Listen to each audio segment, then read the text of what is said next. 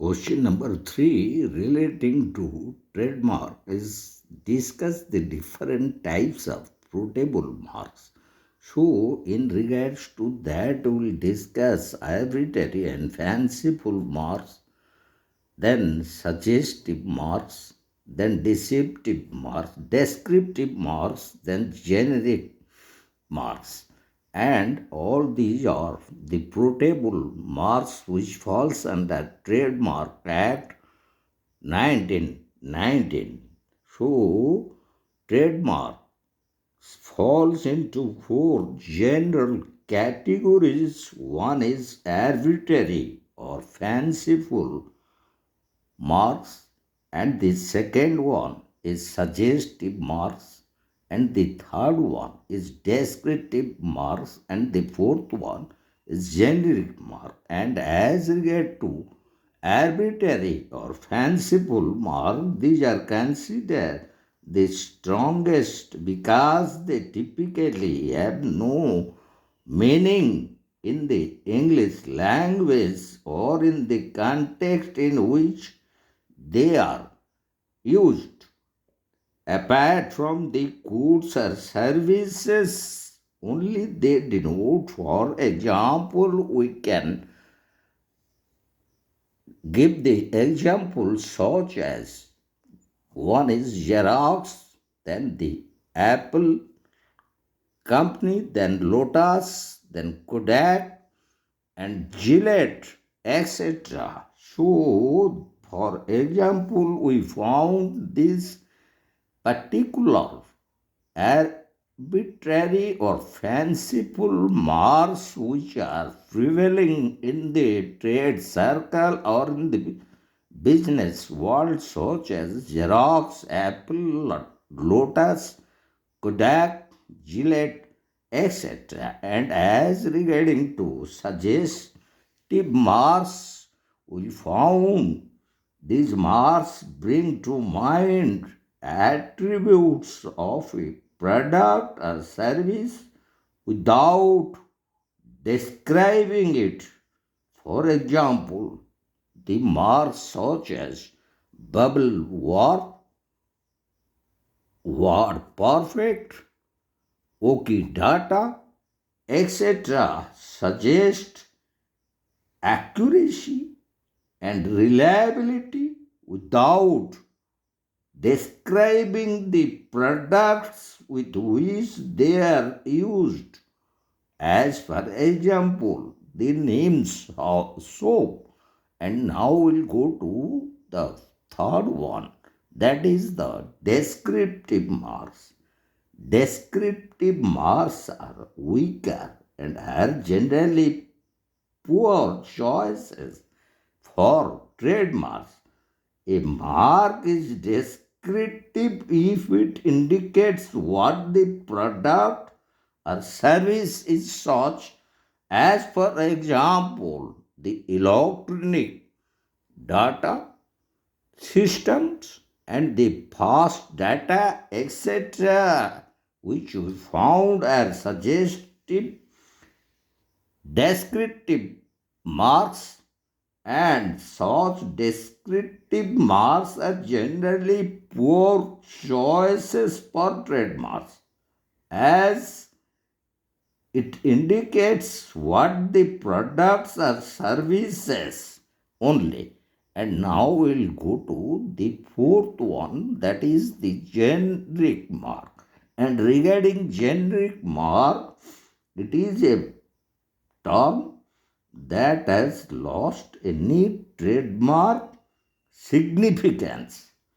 It no longer describes the particular goods or services of a single source, but has come to be used by the public as the term describing an entire class of items.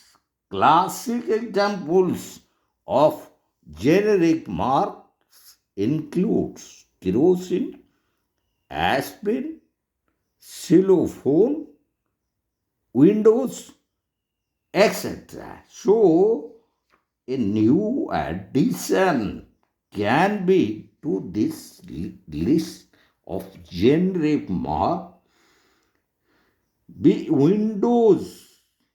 The trademark office in the United States of America has refused to grant Microsoft's application to register Windows on the grounds that the term has become generic and was already widely used in the computer industry. When Microsoft introduced the first version of its Windows software in 1983. So, this is almost in wide use in the computer industry. So, it acquired a generic mark, and those which goods are becomes generic mark, they falls under the fourth one, which provides that such trademark significance at lost as those goods and services no longer describe the particular source or single source from which it came to be used, as it is used by the public as the term describing an entire class of, class of items falling under generic marks, and for which we found such as kerosene, aspirin, xylophone, windows, etc. So the very question is that discuss the different types of portable marks as falling under Trademark Act 1999, and as regarding that we divided such portable marks into four categories. The first category is relating to arbitrary or fanciful marks, for which we found the very important arbitrary or fanciful marks in use, such as Xerox, Apple computers or Apple mobile phones, also Lotus and Kodak, the camera and Gillette, etc. And in the second category, which we found suggestive marks, and regarding suggestive marks, we found the important trademarks used, such as bubble warp, word perfect, OK data, etc. And regarding the third, that is the descriptive marks, we found such as electronic data system, fast data, etc. And regarding the fourth category, we found the generic marks such as kerosene, aspirin, xylophone, windows, etc. So, after analyzing this particular question relating to portable marks, we found four general categories, and these four general categories are closely related to trademarks. So, in our upcoming video, we'll discuss question number 4, and that is relating to what is trade dress, and explain with live examples. And this particular questions and its answers, appropriate answers, we would like to discuss in our upcoming video.